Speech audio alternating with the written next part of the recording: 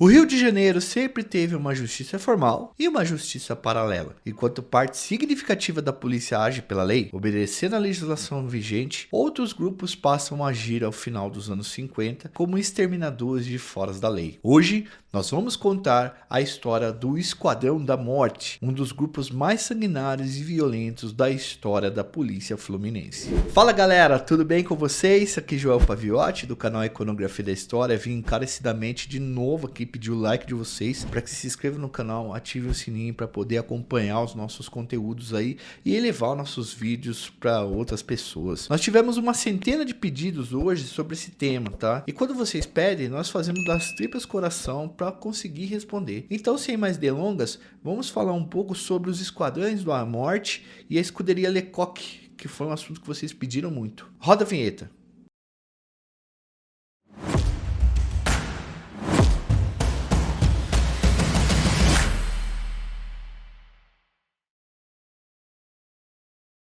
Antes de começar o vídeo, pessoal, vamos deixar claro que aqui nós vamos falar o que já é público e saiu em livros, jornais, revistas e artigos acadêmicos. Ao longo do vídeo, vamos indicar para vocês livros que vocês podem ler, caso queiram se aprofundar, tá? Links que vocês podem acessar. Antes de compreender a formação do Esquadrão da Morte, precisamos entender um pouco melhor o contexto e um certo termo que está no estudo de um cara chamado Michel Misse, chamado Malandros, Marginais e Vagabundos e Acumulação Social da Violência no Rio de Janeiro, e Mercados Ilegais, Violência e Criminalização, também uma outra obra do Michel Misse. A gente indica muito esse autor para tentar entender essas ideias. As obras de Misse são fundamentais para compreender uma mudança de perspectiva, de enxergar o criminoso, que vai dar legitimidade para a formação e para a ação desses Esquadrões da Morte, tá? Galera, vamos lá. Ao longo, até os anos 1940, o cara que era envolvido no mundo do crime era chamado de malandro, e não era visto com tanta periculosidade pelas forças policiais. Porém, com a urbanização do Rio de Janeiro, muita gente de todo o país se locomoveu até o estado. O Rio de Janeiro, então, cresceu desordenadamente, numa desorganização urbana muito grande. A falta de estado fez com que a figura do malandro se convertesse na figura do marginal. O marginal, na cabeça da população em geral, significa aquele que vive à margem das regras básicas da sociedade. Ou seja, o bandido que, teoricamente, não tem recuperação. Então, a partir dos anos 50, a gente começa a falar sobre o marginal. E a partir dessa década também que a própria polícia começa a considerar certos elementos como pessoas sem a mínima condição de ressocialização. E essa ideia toma conta da cabeça de muitos políticos, chefes de segurança pública, mídia e da população em geral. E até hoje muita gente tem essas ideias. Vamos logo afirmar aqui e destacar. Aqui no canal nós não apoiamos esse tipo de prática, ok? Acreditamos que a lei deve ser cumprida e quem comete o crime tem que pagar segundo as nossas leis, o que é colocado pelo contrato social. É bom deixar isso claro sempre, tá bom? Vocês podem falar o que quiser no comentário aí, mas essa é a nossa opinião. Mas voltando aqui, com o aumento da população do Rio de Janeiro, a partir dos anos 50, aumenta-se também a criminalidade. Aí, pessoal, o que acontece? O crime passa a ser tratado pela mídia e pela política como um fenômeno importante a ser combatido. A figura do marginal, que antes era um malandro, então passa a ser um dos maiores problemas da cidade e do estado. É nesse contexto, por exemplo, que há um espaço para a criação do Esquadrão da Morte, um grupo de policiais cujo objetivo era tirar a vida de marginais fazendo o justiçamento paralelo. O divisor de águas que marca a adoção desse modus operandi ocorre após o falecimento do policial Milton Lecoq, um famoso tira da história do Rio de Janeiro. Nós já contamos um pouco da história dele e do parceiro dele, Perpétuo de Freitas. Vou pedir para os caras deixarem no card aí para vocês observarem esse vídeo, tá? Mas em síntese, Lecoq perdeu a vida em uma operação policial contra o marginal conhecido como Cara de Cavalo, e esse fato causou um rebuliço na polícia carioca. E o bandido foi caçado noite e dia, isso no início dos anos 60. Quando o Cara de Cavalo foi encontrado, tomou mais de 50 tiros e apareceu nas capas dos maiores jornais do estado e do Brasil também. Após esse fato, a polícia passou a adotar método de caçar e tirar a vida sem levar para julgamento formal, na justiça. O grupo mais conhecido a fazer isso se formou após pegar um assaltante na Barra da Tijuca, no Rio de Janeiro, dar um monte de tiro no cara, queimar o cara de cigarro, espancá-lo e depois colocar uma plaquinha para o cara segurar com uma caveira, e embaixo da plaquinha estava escrito: "Eu era um ladrão de carros", e logo abaixo da placa as iniciais abreviadas EM. Quando a mídia viu aquilo e foi noticiar, deram o nome de Esquadrão da Morte. Então, o Esquadrão da Morte passou a se tratar de um método que era adotado por vários grupos de policiais. Dito isso, a partir daqui, vamos chamar o Esquadrão da Morte de Esquadrões da Morte. Para a mídia considerar que um justiciamento tinha ocorrido pelos esquadrões, tinha que obedecer alguns métodos. Essas informações estão no grande artigo de David Marcel de Mello Neto, que usamos como referência. Vou pedir até para o editor colocar a imagem da primeira folha de pesquisa do cara e vamos deixar o link nos comentários aí, que é muito interessante para vocês lerem e conseguirem compreender como que foi formada essa ideia. Então vamos lá. A. Abandono de cadáver em lugar ermo ou leito de rio, geralmente nu ou apenas de shorts, sem documentos que possibilitasse a identificação, ou então encontrado enterrado em cemitério clandestino, por vezes completamente carbonizado. Esse é um dos métodos. B. Mãos quebradas ou com marcas nos punhos, hematomas, queimaduras e indícios de outros tipos de violações no corpo. D. Estrangulamento por fio ou corda, geralmente de nylon,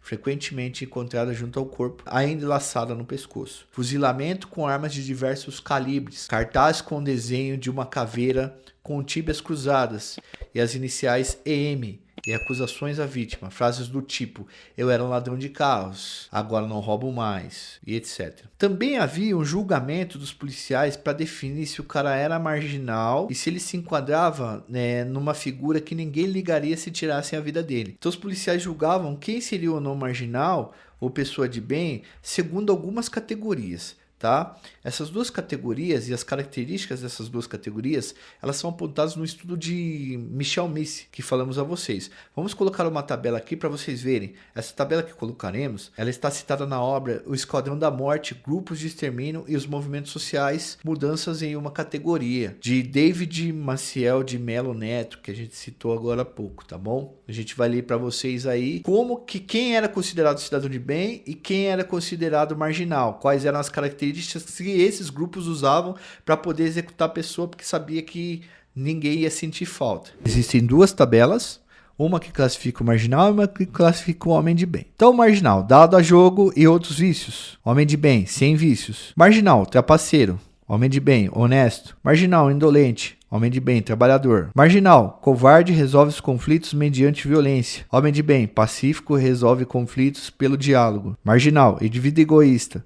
Vive sozinho. Homem de bem, pai, altruísta e homem de família. Por que a gente está falando dessas características? Porque até hoje muita gente separa marginal e cidadão de bem e usam essas características para dizer quem pode ter a vida valorizada e deve ter a vida poupada e quem não deve. Novamente, nós não concordamos com isso daqui, só estamos passando para vocês as pesquisas que nós fizemos, tá bom? Mas o esquadrão que ficou mais famoso foi a Escuderie Detetive Lecoq, grupo que se formou após a perda da vida do detetive Milton Lecoq, como dissemos para vocês anteriormente. Esses caras, galera, desse grupo da Escuderie Lecoq, tinham o apoio do governo, da mídia e de parte significativa da população. Chegaram a receber o nome de Homens de Ouro da Polícia Carioca. Para nós, os métodos que esses caras adotavam faziam deles bandidos como os próprios caras que eles tiravam as vidas. E não é nem questão de ter dó de bandido, mas sim da questão de respeito às leis, né? Bom, vamos lá. Nesse grupo, galera, estavam entre eles alguns dos policiais mais famosos da história do Rio de Janeiro. Entre eles, dois se destacam: Guilherme Godinho Sivuca Ferreira, o policial Sivuca, que depois virou o delegado Sivuca. Vale até a pena um vídeo só sobre ele, tá? Ele chegou a ser político no Rio de Janeiro e foi um dos caras que cunhou a famosa frase: bandido bom é bandido morto. Além dele,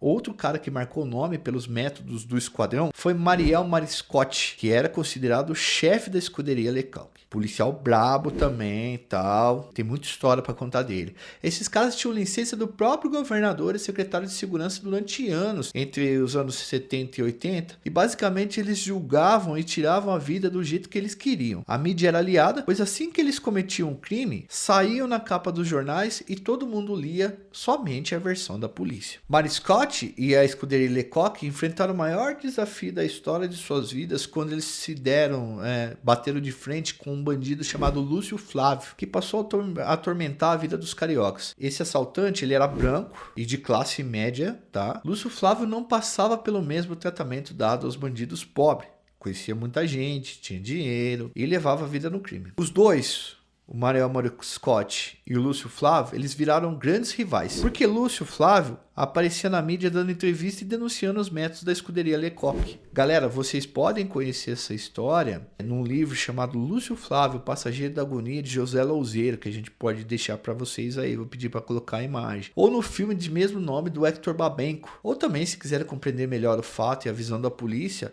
pode assistir o filme O Homem que Matou Lúcio Flávio. Também é bastante interessante pra gente ver. Aqui não é só conversa não, vocês estão vendo, né? A gente lê, pesquisa, indica as coisas para vocês se enriquecerem aí, irem atrás, se aprofundarem. A gente se enriquece de conhecimento e vocês também. Aqui ninguém fica para trás, firmeza? Tá aí as referências e lógico que o resto vai ficar aí nos primeiros comentários. Durante anos, esses dois protagonizaram uma disputa ferrenha, daquelas de filmes hollywoodianos, cada um do seu lado. Lúcio Flávio assaltou um monte de lugar, tirou vida de pessoas e ficou famoso em operações ousadas contra bancos e roubo de carros também. Quando Lúcio Flávio finalmente foi preso, ele não pensou duas vezes, entregou Maria Scott e disse que o policial cobrava propina dele quando ele assaltava em algum lugar. E por isso nunca aplicou o método do Esquadrão da Morte nele. A frase que Lúcio Flávio disse repercutiu em todos os jornais. Abre aspas. Bandido é bandido, polícia é polícia. São como água e azeite. Não podem se misturar. Se negociou comigo, é bandido, não é polícia. Na época, em 1981, a ditadura militar já dava sinais de desgaste, ela já estava meio que acabando. E já estava em curso também as discussões sobre violações dos direitos humanos. O governo, então, sofreu várias denúncias de maus tratos e violações dos direitos humanos. E naquela época também estava sendo lançado, compilado, né, para ser lançado um pouco depois, o livro Tortura Nunca Mais. Lúcio Flávio perdeu a vida após tomar várias facadas dentro da prisão. Mariel foi fuzilado em frente a um bar, onde acontecia um sorteio de jogo do bicho. Após investigações, descobriu-se, adivinha, que ele tinha ligações com casas de prostituição e com banqueiros da contravenção. Com o tempo, a escuderia Lecoq passou a difundir seus métodos para outros batalhões e delegacias policiais. Aí foram surgindo outros grupos que adotavam o mesmo método, como por exemplo os Cavalos Corredores, responsáveis por protagonizar um dos maiores crimes da história do Rio de Janeiro, lá em Vigário Geral, em 1993. Vocês podem conhecer esse grupo no livro Cavalos Corredores, de Emir Laranjeira. Vou pedir para o Edu também colocar uma fotinha aí da capa do livro para vocês verem. Na história, o método do Esquadrão da Morte ficou bastante conhecido e marcou uma parte da cultura policial do Rio de Janeiro que acha que dá para resolver as coisas na violência de forma escusa da lei, por fora da lei. Segundo o livro de Hélio Bicudo, que deixaremos como referência para vocês também, vou pedir para o Edu também colocar uma fotinha, os Esquadrões da Morte acabaram virando um modo de intimidar bandidos e de convencer a população que a segurança pública estava funcionando. E que segurança pública, na verdade, não é prender, é tirar vidas. Mas, na realidade, os caras que praticavam eram chacinas, pessoal, que tirava a vida de um monte de gente inocente. Morreu muito bandido? Sim. Morreu muita gente inocente também. E mesmo que não fosse inocente, esse canal aqui entende que todo mundo tem o direito ao julgamento segundo a lei. Senão a gente vai pra barbárie também, tá? Espero que vocês tenham gostado do vídeo. Um forte abraço a todos e até mais. E eu espero que até uma próxima vocês estejam aqui também. Dá um pulinho no canal aí, vê os restos dos vídeos aí, tem muitos assuntos que a gente abordou, muitas histórias do submundo que a gente contou. Espero que vocês tenham gostado. Ao final, eu peço o like de vocês, que façam inscrição no canal, comentem, ativem o sininho e, se possível, vire membro do nosso canal por apenas R$ 4,99, que você poderá acompanhar o nosso trabalho bem mais de perto. E também, se você quiser, aperte o botão valeu e doe qualquer quantidade de dinheiro pra gente, que ajuda bastante. Forte abraço, sou João Paviotti, do canal Iconografia da História. Fui, valeu!